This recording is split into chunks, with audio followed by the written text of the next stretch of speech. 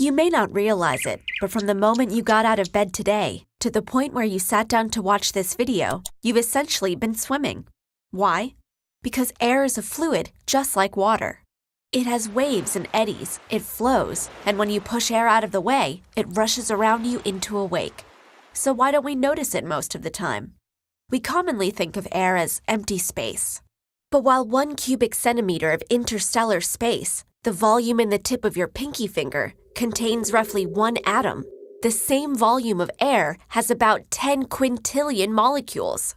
If that sounds hard to wrap your head around, it happens to be about the same as the number of insects alive on the planet, all crawling, climbing, and flying over each other in an enormous, tightly packed swarm.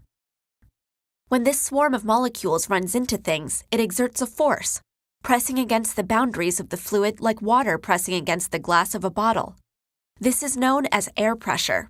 And while air is lighter than water, all those molecules still get pretty heavy, with the total air filling a typical school gym weighing about as much as an adult elephant. So when you walk into a gym, how come you're not immediately crushed by the elephant of air in the room? Well, first of all, because most of it is pressing on the floor and the walls, and the part that is pressing on you is pushed back by the pressure inside you. You see, the air, as well as the water and everything else that fills our bodies, exerts an amount of pressure equal to that of the air outside. Of course, this is no accident. It's precisely what allows us to survive in the normal atmosphere, and what makes it more difficult at high altitudes or deep water. And we normally don't feel the air pressing on us because it's generally uniform. So even though different amounts of air molecules are hitting you at different times, the swarm is so thick that all those little differences average out. What happens when air pressure isn't uniform? This means that the molecules are pushing harder in one region of air than another, driving the airflow from the higher pressure region to the lower. We feel this flow directly as wind, and the pressure systems that meteorologists are always going on about are responsible for other weather changes, from the mundane to the catastrophic.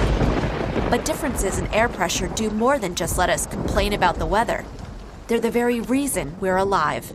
We breathe by lowering the pressure in our lungs, allowing air to rush in. So the next time you take a deep breath, think of the unfathomable number of air molecules you're commanding to move. We look up at the night sky to ponder the infinity of space. But unless you're watching this video from that deep space, there are more air molecules in and around your body than there are grains of sand in all the world's beaches and deserts, stars in the visible universe, or both of those numbers combined. The vastness of the universe is right in front of you and inside you.